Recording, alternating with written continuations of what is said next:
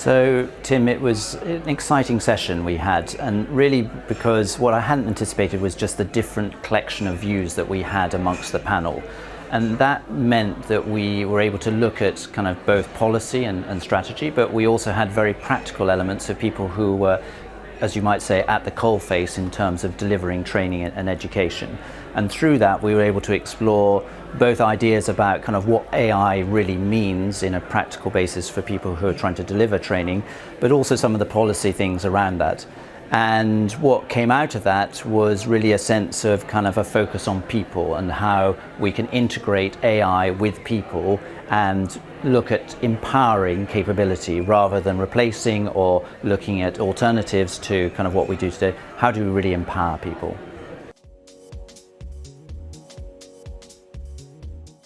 So I guess we'd start with what does investing mean, because what was clear today is that there is a difference, a very big difference between private sector investing and government funding. And the reason why that becomes relevant to this topic is that the access to government funding, particularly in these different sectors, is one that's very convoluted and complex, and one which means that the operators and deliverers of this type of training, I think, struggle to find how best to respond to it. There are, a sense of the fact that one kind of a bad apple kind of in amongst the kind of training and apprenticeship providers and within this sector can really kind of damage the perception of the overall market. So there are complexities of kind of understanding of what really needs to be done.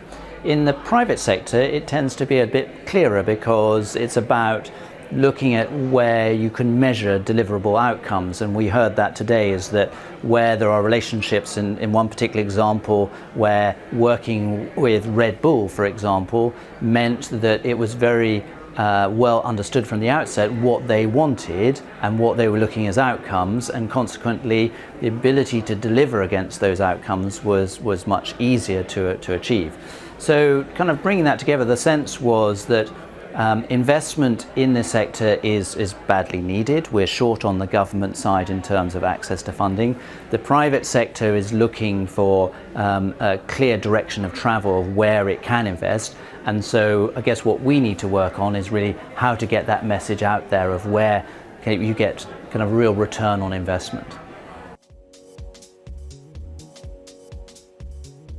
So I think looking at today, and this is the first time I've been here, and what I realized and was encouraged by was really the collection of different individuals, and the sense that there is an energy and a networking and an interest of trying to look at practical solutions. So to me, the excitement is thinking about how do we come up with some practical answers and practical suggestions, both for government, for people involved in this industry, for business, so that we can actually make progress in terms of improving education and training in this country. So to me, that's the big takeaway. We've got a group of people enthusiastic about change, want to practically find solutions, and there's an energy and will to do it.